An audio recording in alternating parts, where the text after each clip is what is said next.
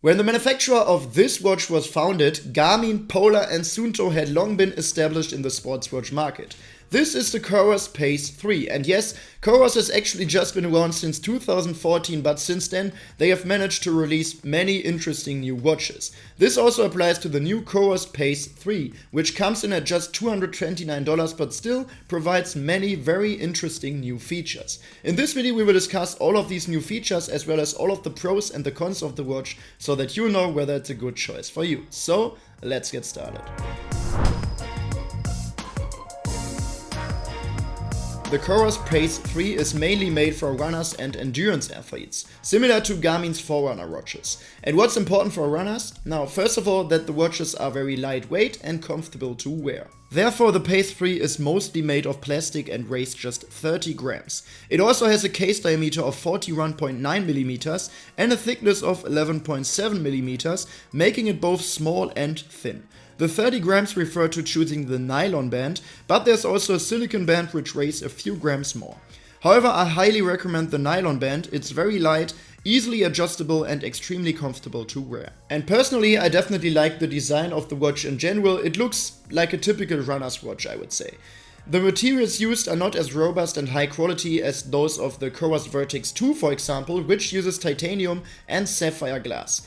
The Coros Pace 3 doesn't use either of those. Just from the outside, there's hardly any change compared to the Pace 2.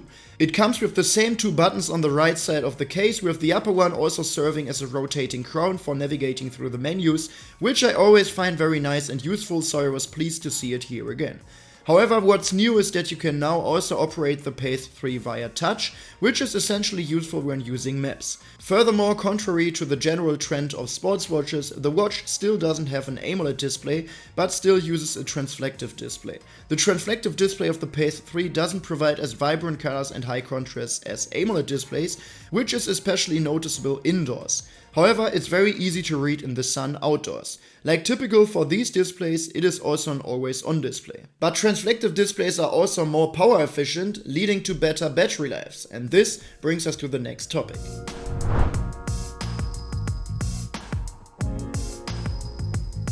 Now, as I said, the Pace 3 is a watch specifically designed for endurance athletes, so it's very important that the watch has a decent endurance itself as well. Coros promises a battery life of up to 24 days with normal everyday use, but that excludes using sleep analysis. If you want to use it like I do, then it's up to 16 days. Additionally, we have up to 38 hours in GPS mode and up to 15 hours with multiband usage. We'll talk more about multiband and its accuracy later in this video. In my personal experience, the Coros Pace 3 consumes approximately 7% of battery during a 1-hour running session with multiband enabled, which aligns quite well with the specified 15 hours of battery life. On a day when I tracked this training session and used the watch normally for the rest of the day, it uses about 10 to 11% of battery in total. However, this depends on the settings as well. You can configure how frequently the heart rate is tracked, toggle the touch display on or off, use multiband during exercise or not. Personally, I don't reach 24 days, but 10 to 14 days are easily achievable, which is more than acceptable for me.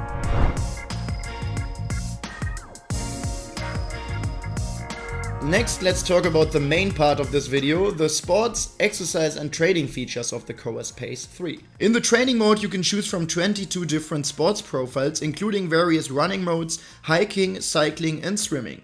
Particularly noteworthy is that the watch even offers an open water swimming mode, as well as a triathlon and multisport mode, which is pretty impressive for a watch at this price point. You also have a workout mode, so in the free app you can create your own workouts such as running interval workouts or strength training workouts with different exercises. In this case you can see which muscles are being trained, load them onto the watch, see all the details of the workout and then perform them by being guided by the watch. Additionally, on the Coros website you'll find numerous workouts that you can also load onto the watch. There you'll even find complete training plans, such as preparation plans for a marathon, injury prevention plans and much more. You'll see all the additional details such as training loads, distribution across different training days and so on. Overall, both the Coros smartphone app and the web version are very well thought out and excellently implemented. And it's very nice to see that all of this is included in the package you buy with the Coros Pace 3, so there's not any premium program that you would have to pay additional monthly fees for, which is not a given nowadays. as we see with Fitbit. On the watch itself, while running or cycling, you can also create interval trainings and you can perform a fitness test to determine your lactate threshold and maximum heart rate. Interesting for athletes to know is that you can also load music onto the watch and listen to it during your workouts without your smartphone, only in connection with Bluetooth headphones. For this, the watch offers 4 GB of internal storage. During your training sessions, the watch can track numerous statistics, including the usual suspects like heart rate zones, pace, calories, or distance. It's worth mentioning that the watch can even determine running power directly on the wrist, which you wouldn't necessarily expect from a watch at $229. Additionally, the Pace 3 has a barometer, so it can accurately track altitude gain, and in daily life it can also count floors. And then we have many other advanced statistics such as cadence, stride length, ground contact time, left-right balance, or vertical ratio. You can set the data fields through the app, and a total of 8 data fields fit on run screen on the watch.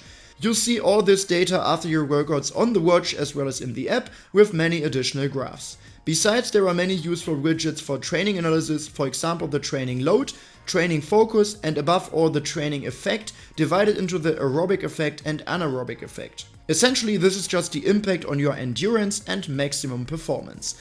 Outside of the training mode, the support doesn't stop.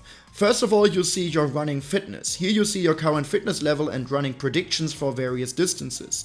In the app, you also see various values for different pace zones, showing how fit you are in endurance, interval, or sprint zones. It displays your VO2 max, threshold pace, and aerobic threshold, and you also see your running predictions here again. In this widget here, you'll also see your training loads and intensity distribution, and in the training status widget, you see the effects you're achieving with your current training. Additionally, similar to Garmin's body battery feature, there's also a widget where you see your body energy reserves and how long you should rest until full recovery. Of course, the Pace 3 can also track your sleep. You'll see sleep time, heart rate values, and the breakdown of different sleep phases. The watch can also measure your blood oxygen saturation levels and even offers an altitude performance widget indicating how well you're acclimatizing at higher altitudes. Unlike the Vertix 2, the watch doesn't have an ECG sensor, however, so it can't track your heart rate variability at the moment, but apart from that, I must emphasize again how impressed I am with the sheer amount of features on this watch. So again, for this price, there's hardly any other watch with the same amount of training features and widgets. I could definitely talk for hours about the whole training science behind these widgets, but yeah, I think that athletes and data freaks will definitely get their money's worth with this watch.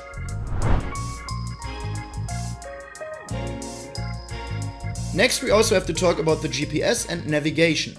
Unlike the higher priced Coros Vertix 2, the Coros Pace 3 doesn't have topographic maps, it just uses a simple breadcrumb navigation. You can create routes in the app or load GPX files onto the watch and navigate based on them. You don't see all the details and points of interest, but it works totally fine to find your way. With the rotating crown, you can zoom in and out of the maps, and with the new touch display, you can also easily move around the map. Moreover, not only can you load routes onto the watch and use them for navigation, but during your training, your completed route is also tracked, and then you can use a backtrack feature to navigate back to the starting point. Regarding GPS, it's important to know that the watch now provides multiband GPS. Multiband means that multiple frequencies for multiple satellites can be used at the same time, which leads to slightly more accurate results than the regular GPS, and I've also proven that this is true in several of my previous tests.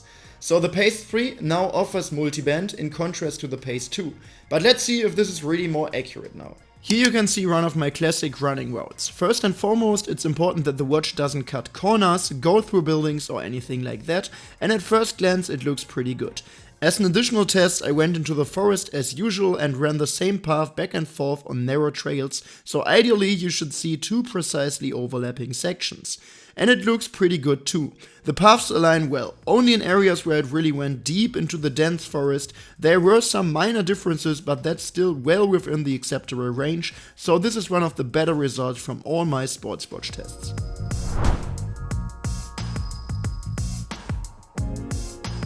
Accuracy is not only important for the GPS, but also for the heart rate monitoring, because many of all of these fitness and training data that I talked about in this video ultimately rely on the data of the heart rate sensor. The Pace 3 now has a new optical heart rate sensor compared to the Pace 2, but it is the same sensor that we already know from the Coros Apex 2 Pro, for example. But again, I wanted to see if it's really more accurate, so let's have a look at it. For this, I wore both the watch and a chest strap during numerous sports sessions and then compared both datasets afterwards. For running, it looks very good at first glance. At the beginning, the watch takes a few seconds longer to detect the increase in heart rate, but that's almost the case with every watch, and overall the measurement is very accurate. The average heart rate even matches almost down to the second decimal place with the chest strap. Similarly, in the second session it looks very good as well. However, when it comes to the more challenging part, strength training, the situation changes. As is the case with almost all other watches, it didn't perform well. My heart rate fluctuates quickly up and down, which the chest strap recognizes, but the Pace 3 doesn't quite keep up. Therefore, the curve here is noticeably flatter and the average heart rate is off by 7 beats per minute. In this second session it looks similar, just not very precise. In this case I would recommend using a chest strap. By the way, you can connect chest straps as well as other accessories to the watch via Bluetooth. Alright, so what can we conclude about the new Coros Pace 3? In my opinion, it's just very impressive what this watch has to offer for just $229. It's very small, light and comfortable to wear, provides a variety of meaningful training features, has multi-band GPS, can be used for navigation, has a barometer, good battery life and much more. This overall package at this price is hard to find with any other manufacturer. But now let me know in the comment section down below what you think of the new Coros Pace 3. If you found this video helpful or interesting in any way, then you could really support me and my work here by giving this video a quick thumbs up, and if you don't want to miss any more videos in the future, you should definitely subscribe to this channel. But for now, thanks a lot for watching and see you next time.